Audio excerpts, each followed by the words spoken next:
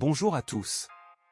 Aujourd'hui, nous allons plonger dans un sujet fascinant et souvent méconnu, la véritable fortune de Mohammed Ben Rachid Al Maktoum, l'émir de Dubaï.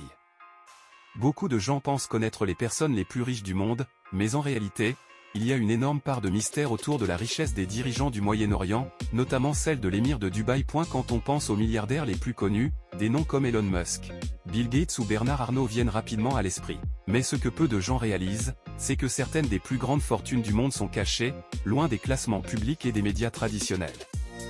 C'est particulièrement vrai au Moyen-Orient, où les familles royales, notamment les Al Maktoum à Dubaï, contrôlent des sommes colossales qui dépassent largement ce que nous voyons en surface. L'émir de Dubaï, Mohammed Ben Rachid Al Maktoum, est un parfait exemple. Sa fortune personnelle est estimée à 253 milliards de dollars américains. Cela peut sembler incroyable, surtout quand on le compare aux grandes fortunes occidentales, mais il est important de comprendre que cette richesse ne se manifeste pas seulement par des yachts, des jets privés ou des vacances de luxe. Elle est beaucoup plus discrète et profondément ancrée dans les traditions de la région. Contrairement aux milliardaires occidentaux, les dirigeants du Moyen-Orient, comme l'émir de Dubaï, ne montrent pas toute leur richesse au grand jour. Les Arabes, en particulier les familles royales, ont une tradition de discrétion lorsqu'il s'agit de leur fortune. Ils exposent parfois des symboles de prestige, comme des yachts ou des jets privés, mais vous ne verrez presque jamais leurs finances réelles ou leur patrimoine complet révélés au grand public.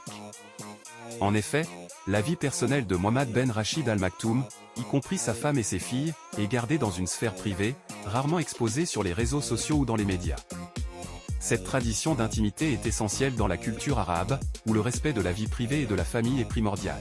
Il ne s'agit pas simplement de montrer sa richesse au monde, mais de la gérer en toute discrétion. Alors, d'où vient cette immense fortune ?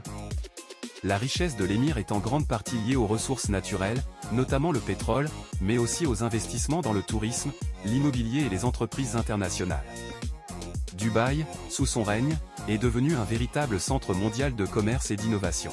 Ses nombreux projets, comme Burj Khalifa, Palm Jumeirah, et la transformation de Dubaï en une plaque tournante du commerce et du luxe, ne sont que des exemples de son influence économique. Ce qui est impressionnant, c'est que ces fortunes cachées ne sont pas seulement personnelles, elles sont souvent liées aux États eux-mêmes.